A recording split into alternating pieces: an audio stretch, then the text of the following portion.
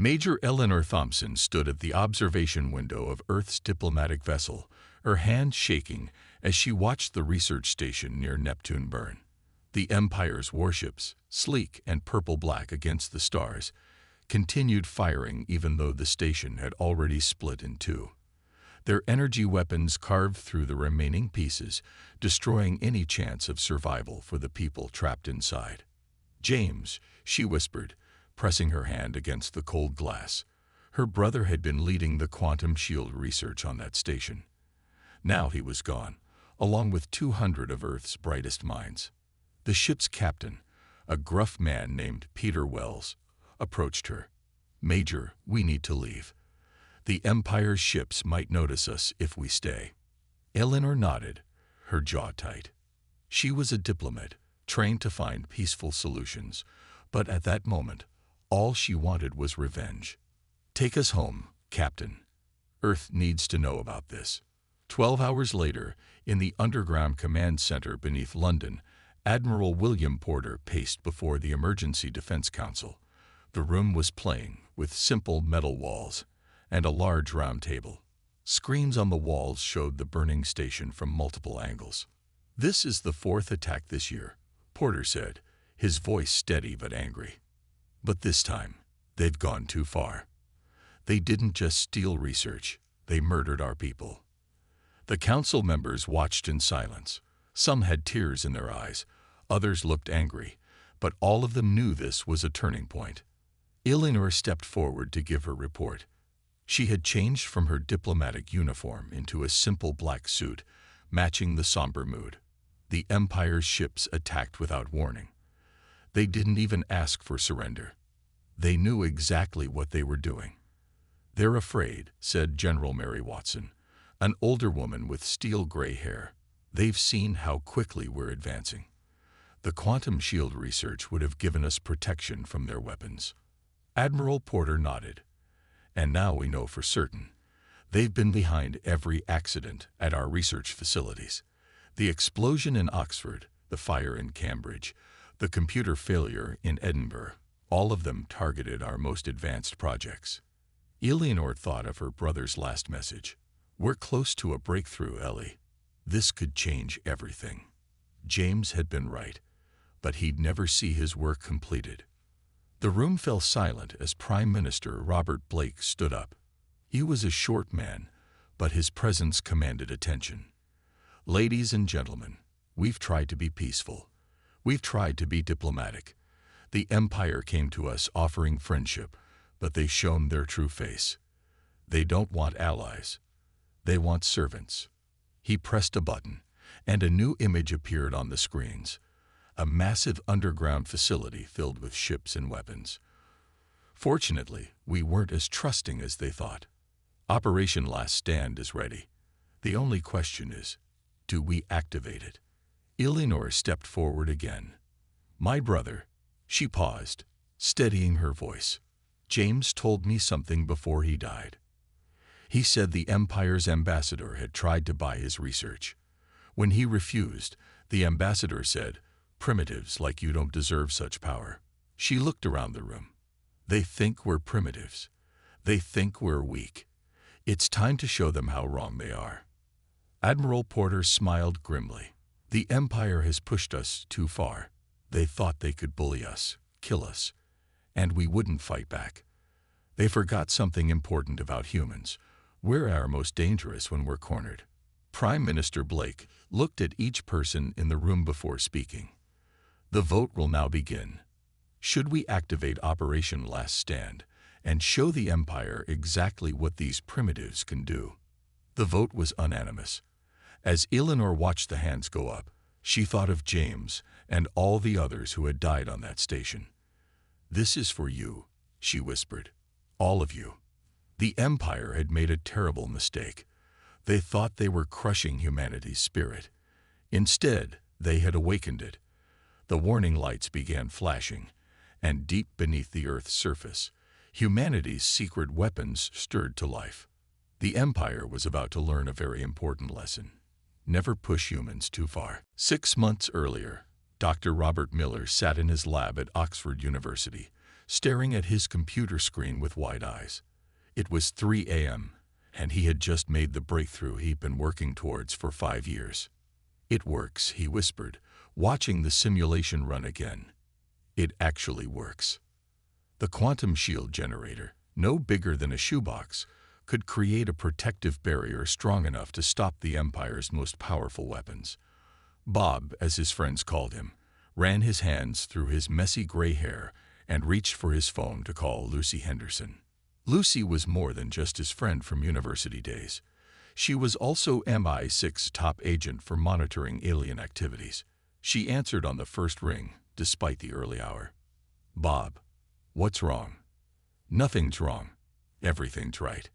Can you come to the lab? And don't tell anyone you're coming." An hour later, Lucy stood in Bob's lab, her brown eyes studying the simulation results. She looked like a normal office worker in her simple blue suit, which was exactly what made her such a good spy.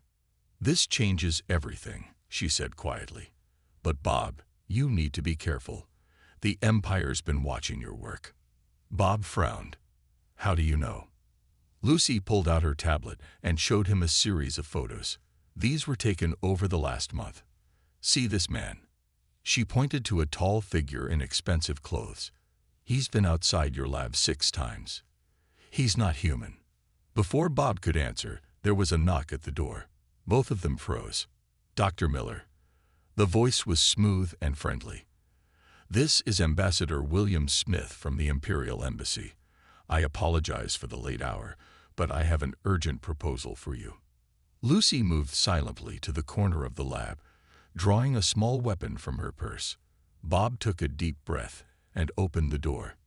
The ambassador smiled, but his 2 perfect teeth gave him away as non-human. "Dr. Miller, the Empire is very interested in your research. We're prepared to offer you £10 million for exclusive rights." "I'm sorry," Bob said, trying to keep his voice steady, "but my work isn't for sale." The ambassador's smile didn't change, but his eyes grew cold. "Doctor, surely you understand. Primitive. I mean, developing societies like yours aren't ready for such advanced technology. We're only trying to prevent accidents." "The answer is no," Bob said firmly. After the ambassador left, Lucy made some calls. Within an hour, Bob's research was being moved to a secure location. It was just in time. The next morning, a mysterious fire broke out in his lab. Over the next few months, Lucy connected the dots. The Empire had agents everywhere, watching Earth's scientific progress. When they found something threatening, they acted. In Cambridge, Dr. Jane Wilson's antimatter research facility had a power failure that erased 3 years of work. In Edinburgh, Professor Thomas Green's AI program mysteriously crashed, destroying the quantum computers it ran on. And in London, Dr. James Thomson's team was relocated to the Neptune station, thinking they would be safer there. They were wrong. Lucy sat in her small office, looking at the pattern of destruction. The Empire wasn't just studying humanity. They were actively holding humanity back. She picked up her secure phone and called Eleanor Thompson, James's sister. "Major Thompson, I have information you need to see." The Neptune station. It wasn't an isolated incident. The Empire has been planning this for years. "Send me everything," Eleanor replied, her voice hard with anger. As Lucy prepared her report, she looked at one last photo on her desk. It showed her with Bob and their university friends 15 years ago. Half of those brilliant minds were now dead in accidents. The Empire thought they were being clever, slowly crushing human progress. But they didn't understand something important about humans. Trying to hold them back only made them push harder. In his new secret lab deep under the British countryside, Bob Miller worked day and night on his quantum shield. Now he wasn't just doing it for science. He was doing it for revenge. 3 miles beneath the Atlantic Ocean, Captain Thomas Wright walked through a massive underground base that officially didn't exist. The hangar in front of him held 200 ships that the Empire knew nothing about. Each one was equipped with technology that humanity wasn't supposed to have. "Beautiful, aren't they?" Mary Burton stood beside him, her white lab coat standing out against the dark metal walls. She was young for a lid scientist, only 32, but she had revolutionized Earth's nanotech weapon systems. Tom nodded, watching engineers swarm over the closest ship. "How many are ready?" 187, Mary said with pride. "We finished the last batch of nanotech shields yesterday. The Empire's sensors can't detect them at all." They walked together through the hangar, their footsteps echoing. Above them, the Atlantic Ocean pressed down with unimaginable weight, but the base's reinforced walls held firm. This was humanity's best-kept secret, Base Atlantis. "Show me the new fighters," Tom said. Mary led him to a smaller hangar where sleek black ships sat in neat rows. "These are my favorites," she said, touching one of the ships.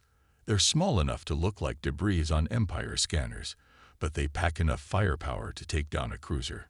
The ship's surface rippled under her hand, the nanotech responding to her touch. Tom still found it amazing, even after working with her for 2 years. And the pilots? Ready and waiting. "We've been training them in the simulators for months. The Empire thinks we can barely fly their old ships. Wait until they see what we can really do." Their conversation was interrupted by an alert from Tom's wrist computer. "Emergency meeting in control," he read. Now, 5 minutes later, they joined 20 other project leaders in the base's control room.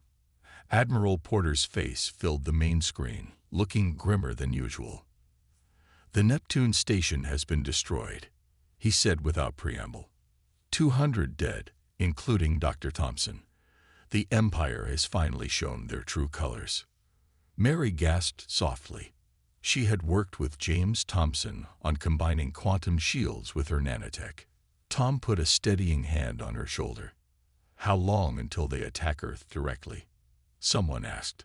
"Intelligence suggests 2 weeks at most," Porter replied. "They think they've destroyed our most advanced research. They'll want to strike before we can rebuild." Tom stepped forward. "Are we ready?" Porter looked at each person in the room through the screen. "That's why I called this meeting. I need status reports, starting with you, Captain Wright." "The fleet is armed and ready," Tom reported. "Crews are trained, ships are equipped with Burton's nanotech and Miller's quantum shields. We can launch everything in 20 minutes. Mary spoke next. "All weapon systems are operational. The nanotech production facilities are running at full capacity. We've even made some improvements they haven't seen yet." Around the room, other project leaders gave similar reports. Everything was ready. The weapons, the ships, the crews, even the backup bases built into the moon. "Good," Porter said, "because Operation Last Stand has been activated. Humanity is done hiding." The room burst into activity. Tom turned to Mary. "How long to power up the whole fleet?" She smiled, her fingers already dancing over her tablet. 15 minutes. I made some improvements to the startup sequence too." Throughout the base, lights brightened and engines hummed to life. In hangars and barracks, crews ran to their stations. This was what they had trained for. Tom looked at the activity around him and felt a fierce pride. The Empire thought they had humanity under control. They thought they were dealing with simple, primitive beings who could barely handle basic spaceflight. They were about to learn how wrong they were. In his command chair on the lead ship, Tom opened the fleet-wide channel. "All crews, this is Captain Wright. Years of hiding in today. Remember your training. Remember what they did to us. And remember, we're humanity. We don't go down without one hell of a fight." The Empire's mistake wasn't in attacking Earth. Their mistake was in giving humanity time to prepare. The Empire's attack began at dawn over London. Their massive ships appeared suddenly, breaking through the clouds like angry metal giants. People in the streets stopped and pointed up at the sky, many taking pictures with their phones. They didn't realize the danger until the first shots were fired. In his control room beneath Oxford University, Professor George Matthews watched the Empire's ships on his screens. His hands moved quickly over the controls as he spoke into his headset. "They're here. London, New York, and Tokyo. Just as we expected." "How many ships?" Admiral Porter's voice crackled through the speaker. 30 over each city. Their biggest show of force yet. George checked his readings again. They're powering up their main weapons. The Empire's ambassador appeared on every screen and device on Earth, his perfect smile now openly mocking. "People of Earth, your pitiful attempts at advancement end today. Surrender now, and we may spare some of your cities." In London, people ran screaming as the first energy beams struck Big Ben, turning the famous clock tower to dust. The Empire's ships moved in a perfect formation, methodically destroying landmarks. But something was wrong. The Empire's sensors showed no military response. No fighters launching. No return fire. Just millions of humans running in panic. "This is too easy," the Empire's fleet commander said from his flagship. "Where are their defenses?" In his underground control room, George Matthews smiled. The Empire's sensors were working perfectly. They just weren't detecting what was actually there. Years of studying their technology had taught humans exactly how to fool it. "All cities report ready," George said into his headset. "The Empire's ships are in position." "Do it," Admiral Porter ordered. George pressed his hand against the DNA scanner on his console. Around the world, other commanders did the same. Planetary shield network activating. "May God help us if this doesn't work." The Empire's ships fired another volley at London. Their energy beams shot down toward the Houses of Parliament and stopped in midair. A blue-white barrier flickered into view, spreading across the sky like aurora lights. "Impossible." The Empire's commander stared at his readings. "They're using quantum shields, but we destroyed that research." In New York, Tokyo, and London, more shields appeared. The Empire's weapons, powerful enough to crack planets, couldn't break through. George watched his readings carefully. Shields holding at 95% power. They're trying to break through with everything they have. The Empire's commander ordered all ships to fire at once. Hundreds of energy beams struck the shields over each city. The barriers held. "How?" The ambassador's face had lost its smile. "You're primitives. You can't have this technology." In the London command bunker, Eleanor Thompson stepped up to the communications panel. "You made 3 mistakes. First, you underestimated us. Second, you thought destroying our research would stop us. But your biggest mistake." She paused, thinking of her brother. "You made us angry." The Empire's ships tried to retreat, but it was too late. Hidden defense platforms around Earth's orbit powered up, creating a barrier that trapped the Empire's fleet. "Your ships are now locked in Earth's orbit," Eleanor continued. "You can't escape, and you can't hurt our cities. Now you're going to see what humanity can really do." The ambassador's face showed fear for the first time. "This is impossible. We destroyed your quantum shield research." "You destroyed one lab," George Matthews said, joining the transmission. "But humans are good at learning from our mistakes. We learned to hide our real work, to build in secret. And now we're ready to show you everything you missed." Around the Earth, humanity's hidden defenses came to life. The Empire had brought 30 ships to attack each city, thinking it was overkill. They were about to learn that they hadn't brought nearly enough. The Atlantic Ocean began to churn and bubble 3 miles off the coast of England. The Empire's ships turned their sensors toward the disturbance, expecting perhaps a primitive submarine attack. What emerged instead made their commanders gasp. HMS Defiant, Earth's first supercarrier, rose from the waves like a metal leviathan. Nearly 2 miles long, its black hull absorbed both light and scanner signals. Behind it, more ships surfaced, dozens, then hundreds of them. Admiral Porter stood on Defiant's bridge, watching his fleet take formation. "All ships report ready," his communications officer said. "Very well." Porter straightened his uniform. "Launch the fighters." Elizabeth Beth Collins sat in her cockpit, waiting for launch orders. She trained 3 years for this moment in secret facilities under the ocean. Her quantum-shifted fighter was smaller than the Empire's ships, but far more dangerous. "All pilots, launch now," came the order through her headset. Beth grinned as her fighter shot out of Defiance launch bay. "Aero Squadron, form up on me," she called to her team. 20 fighters fell into formation behind her, their nanotech hulls shimming like fish scales. The Empire's commander watched in growing horror as hundreds of fighters poured out of Earth's hidden fleet. His sensors couldn't lock onto them. The fighters seemed to shift in and out of reality itself. "Impossible," he shouted. "Their technology is primitive. We made sure of it." Beth's voice came through on all channels. "You only saw what we wanted you to see." Her squadron accelerated toward the nearest Empire ship. "Here's what we've been hiding." The quantum-shifted fighters moved like nothing the Empire had ever seen. They appeared to be in 3 places at once, making them impossible to target. Their weapons, a combination of Mary Burton's nanotech and Bob Miller's quantum science, cut through the Empire's shields like they weren't there. The first Empire ship exploded in a flash of purple fire, then another, and another. On Defiance Bridge, Admiral Porter watched the battle displays with satisfaction. "Signal the lunar base," he ordered. "Begin Phase 2. Hidden weapons platforms on the moon powered up, launching salvos of quantum torpedoes. The Empire's fleet found itself caught between Earth's rising navy and fire from the moon.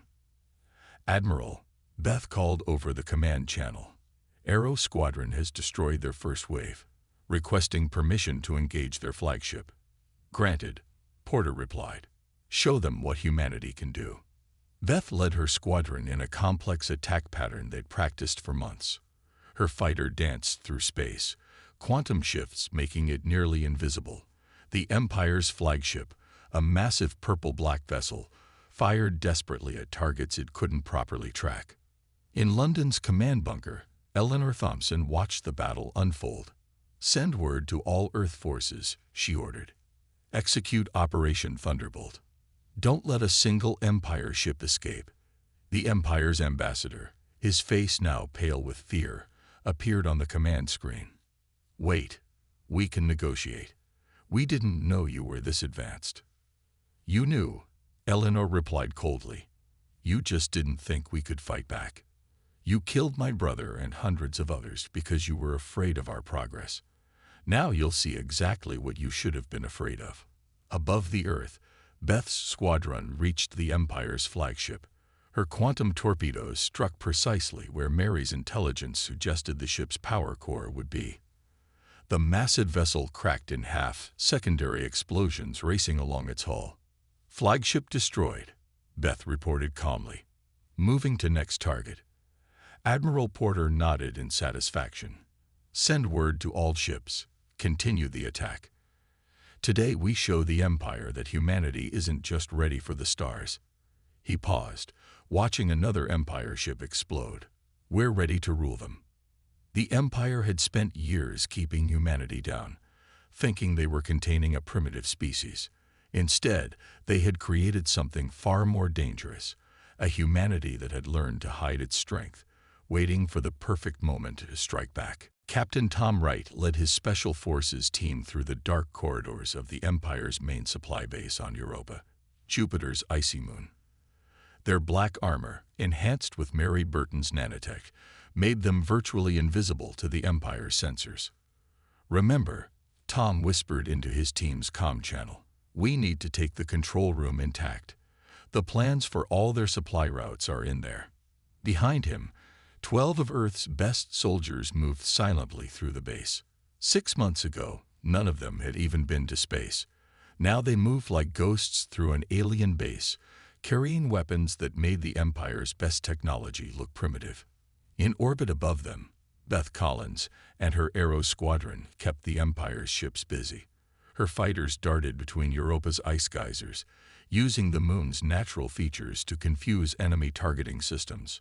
"Having fun up there?" Tom asked over the secure channel. "Just keeping them distracted," Beth replied, her fighter rolling away from enemy fire. How long do you need? 10 more minutes. Try not to break too many of their ships. We might want to use them later. In London, Eleanor Thompson was having a very different kind of fight.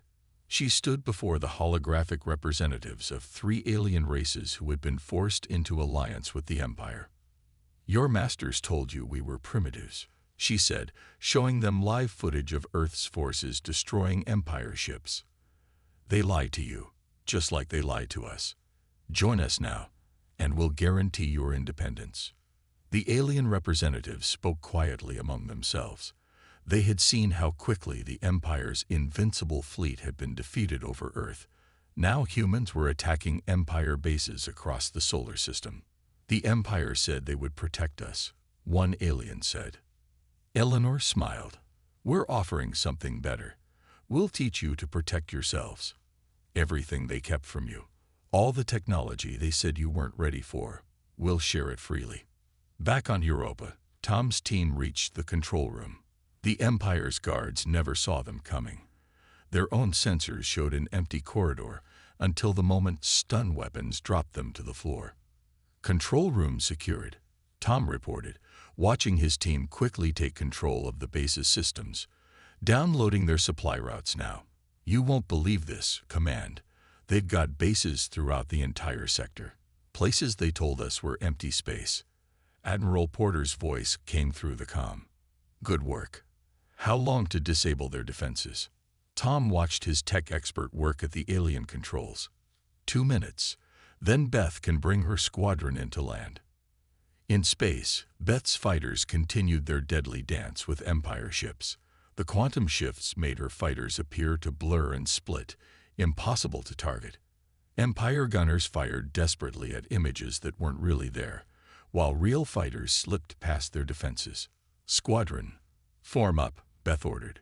"Prepare for landing once the base defenses are down.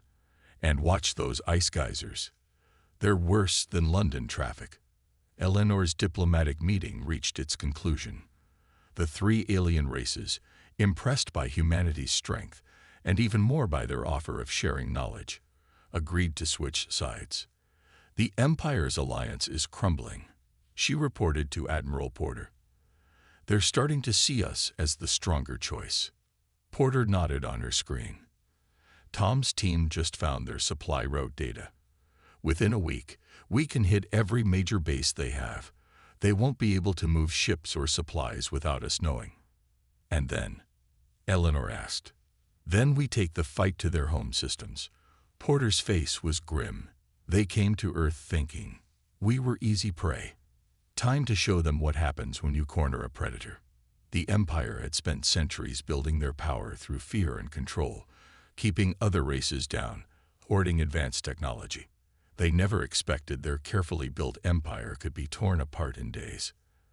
They really should have studied Earth's history better. Humans had plenty of practice overthrowing empires. Emily walked into the store. She needed to buy some food for dinner. The store was very big. There were many aisles with different types of food. First, she went to the produce section. This is where the fruits and vegetables were. She picked out some carrots, lettuce, and tomatoes. These would be good for a salad. Next, Emily went to the meat section. There were many different meats to choose from. She decided to get some chicken. Chicken would go well with the salad. After that, she walked to the bread aisle. Emily found a loaf of whole wheat bread. This bread was healthy and would be tasty with the chicken. The last thing Emily needed was something for dessert. She went to the ice cream freezer. There were so many flavors. After thinking for a minute, she chose chocolate chip. It was her favorite flavor. Emily took her food to the checkout line. She paid for the food and then left the store. She was happy she had gotten everything she needed. Emily was excited to go home and make a delicious and healthy dinner. That completes part 7 of the story, told in basic English from the third-person point of view. The passage contains 219 words. Let me know if you would like me to continue with part 8 of the story. Emily arrived home from the store. She carried her bags of groceries into the kitchen. The kitchen was small but cozy. Emily liked to cook in this room. She unpacked the food from the bags. First, she put the ice cream in the freezer so it would not melt. Then she washed the vegetables for the salad. Emily got out a cutting board and knife. She chopped up the lettuce, carrots, and tomatoes. She put them all in a big bowl. Next, she seasoned the chicken with salt and pepper. Emily put the chicken in a pan on the stove. She cooked it until it was golden brown on both sides. While the chicken cooked, Emily set the table. She put out plates, forks, and knives. She also filled 2 glasses with water. The chicken finished cooking. Emily put it on a plate and cut it into slices. It smelled very good. Finally, dinner was ready. Emily called to her roommate Sarah to come eat. Sarah sat down at the table with Emily. "This looks delicious," Sarah said. Emily was happy Sarah liked the look of the meal. The 2 friends ate their dinner and talked about their days. The simple but tasty food made them both feel satisfied and content. That brings part 8 to a close, adding another 211 words to reach a total of 430 so far in this basic English story told from the third-person perspective. Please let me know if you'd like me to continue with part 9.